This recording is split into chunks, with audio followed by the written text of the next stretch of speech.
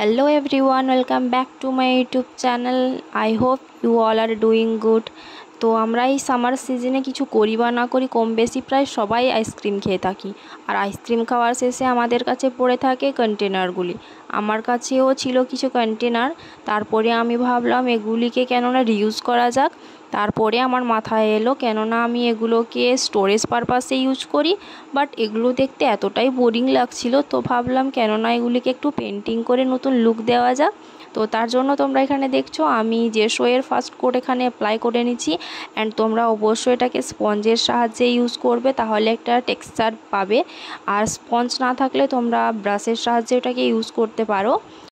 জেসো apply করার ফলে আমরা যে বেসটা ক্রিয়েট করছি ওই বেসটা অনেকটাই স্ট্রং হয়, এবং এরপরে আমরা যে কালারগুলো অ্যাপ্লাই করব কালারগুলি ইভেনলি অ্যাপ্লাই করা যায় এবং ওগুলো ভালোভাবে ফুটেও ওঠে।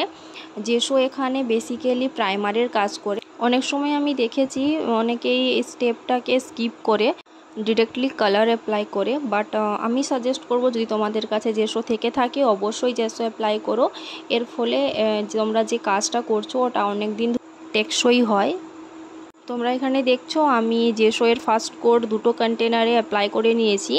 এরপরে এগুলোকে শুকনো হতে দিতে হবে। যখন পুরোপুরিভাবে শুকনো হয়ে যাবে এবং তোমাদের যদি মনে হয় যে সেকেন্ড কোটটা অ্যাপ্লাই করা প্রয়োজন, তাহলে আবার সেকেন্ড কোটটা অ্যাপ্লাই করবে। আর সেকেন্ড কোটটা অ্যাপ্লাই করার পরে অবশ্যই আবার এটাকে পুরোপুরিভাবে ড্রাই হতে ছেড়ে দেবে। ডিরেক্টলি কালার অ্যাপ্লাই করতে যাবে না। যখন এটা কমপ্লিটলি ড্রাই হয়ে যাবে তারপরেই তোমরা কালার অ্যাপ্লাই করবে। আমি এখানে একটাতে বেবি পিঙ্ক কালার ইউজ করছি। এটাকে আমি ডার্ক পিঙ্কের সাথে হোয়াইট মিক্স করে এটাকে ক্রিয়েট করেছি।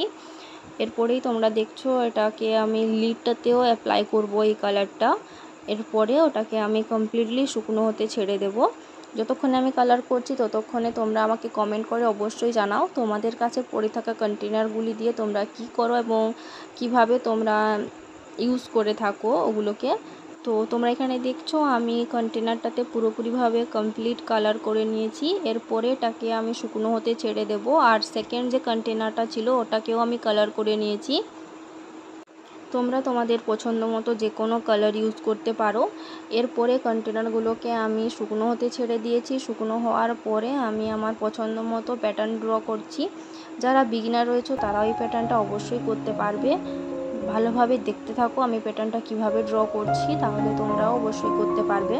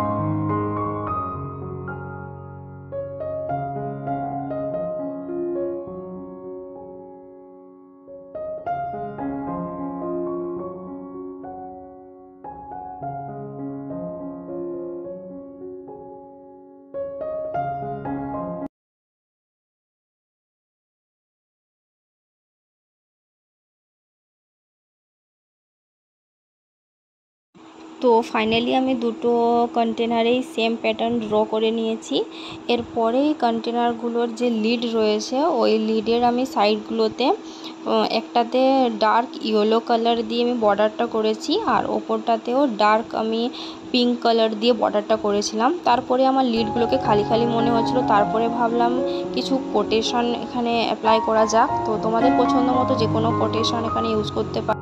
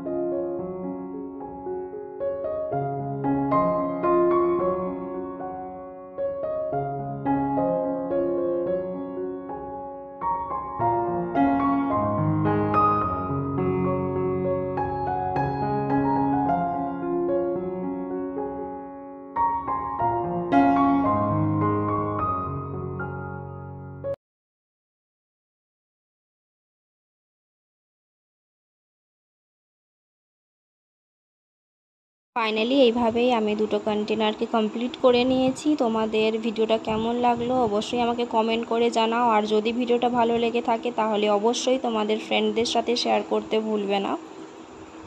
চ্যানেলে প্রথম ভিজিট করে থাকলে চ্যানেলটাকে অবশ্যই সাবস্ক্রাইব করে দিও এবং পাশে থাকা বেল আইকনে হিট করে দিও। এতে আমি যখনই ভিডিও আপলোড করব সবার প্রথমে তোমাদের কাছে নোটিফিকেশান চলে যাবে। অ্যান্ড অবশ্যই কমেন্ট করে জানিও তোমরা নেক্সট কোন টপিকের ওপরে ভিডিও দেখতে চাও।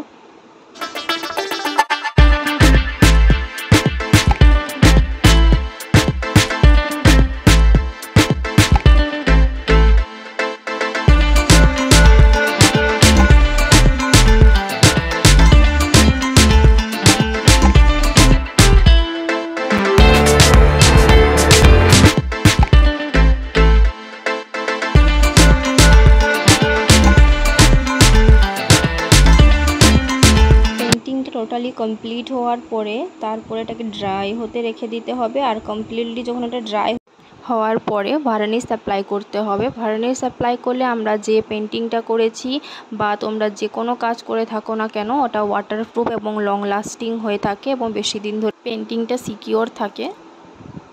তো অবশ্যই তোমরা ভার্নিশ অ্যাপ্লাই করতে ভুলবে না।